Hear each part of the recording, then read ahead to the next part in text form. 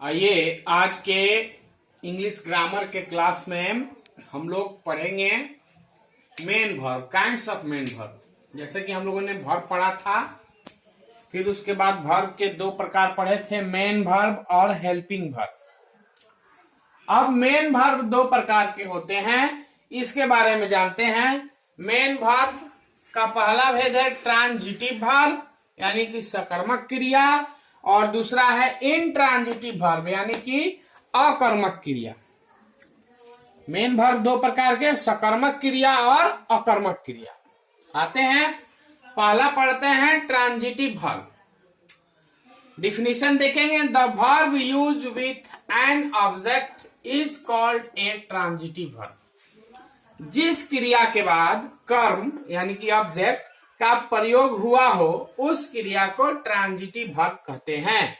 यानी कि वर्ब के बाद यदि ऑब्जेक्ट आता है तो वो वर्ब हो जाएगा ट्रांजिटिव वर्ब। एग्जांपल देखते हैं, राम इट्स राइस।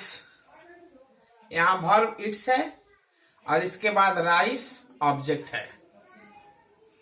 राम चावल खाता है। क्या खाता है?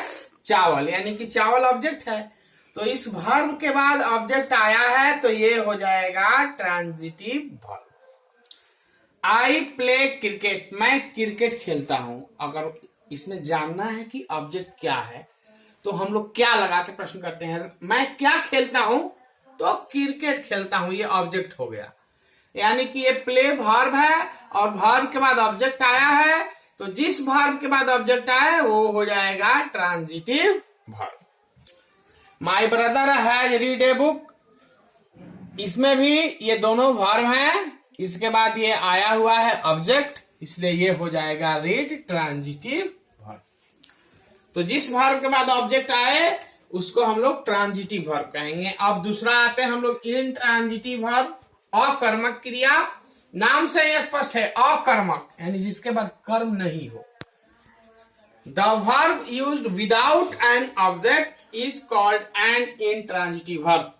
जिस क्रिया के बाद कर्म का प्रयोग नहीं हुआ हो उस क्रिया को इंट्रांजिटिव वर्ब कहते हैं, यानी कि अकर्मक क्रिया कहते हैं। एग्जांपल में देख लीजिए, आई ईट, यहां वर्ब ईट है, इसके बाद ऑब्जेक्ट नहीं है तो ये हो जाएगा इंट्रांजिटिव वर्ब, अकर्मक क्रिया। आई गो टू स्कूल, यहां वर्ब गो है, स्कूल यहां ऑब्जेक्ट नहीं है।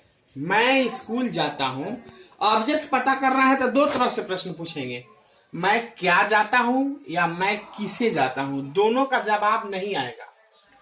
मैं भात खाता हूं, मैं क्या खाता हूं? तो भात खाता हूं, तो यहाँ भात जो है, राइस जो है, ऑब्जेक्ट हो जाएगा। लेकिन इस सेंटेंस में आई गो टू स्कूल, मैं स्कूल जाता हूं, मैं क्या जाता हूं, नहीं आएगा उत्तर। मैं किसे जाता हूं, उत्तर नहीं मिलेगा। तो इस प्रकार इसमें ऑब्जेक्ट नहीं है तो ये जो गो है इंट्रांजिटिव वर्ब होगा। ही रन फास्ट, वह तेज दौड़ता है। यहाँ रन वर्ब है और ये ऑब्जेक्ट नहीं है। मैंने ये भी बताया था, ऑब्जेक्ट कल पढ़े थे हम लोग, मैंने बताया था कि ऑब्जेक्ट मुख्यतः नाउन या प्रोनाउन होता है। फास्ट न तो नाउन है और न ही प्रोनाउन है, ये दोनों नहीं है, इसलिए ये ऑब्जेक्ट नहीं है। तो ये वर्ब जो होगा क्या होगा? Intransitive verb. आई स्लीप, मैं सोता हूं, यहाँ स्लीप के बाद ऑब्जेक्ट नहीं है, ये भी होगा इंट्रांजिटिव वर्ब। तो आप लोग समझ गए होंगे कि जिस वर्ब के बाद ऑब्जेक्ट आए वो आपका हो गया ट्रांजिटिव वर्ब, और जिस वर्ब के बाद ऑब्जेक्ट नहीं आए वो हो गया आपका इंट्रांजिटिव वर्ब। मैं इस पर आपको क्वेश्चन सेंड कर रहा हूं, आपको उसमें चुनना है कि कौन सा वर्ब ट्रांजिटिव वर्ब है और कौन सा वर्ब इंट्रांजिटिव वर्ब है। आज के इंग्लिश ग्रामर के क्लास में इतना ही। Thank you very much.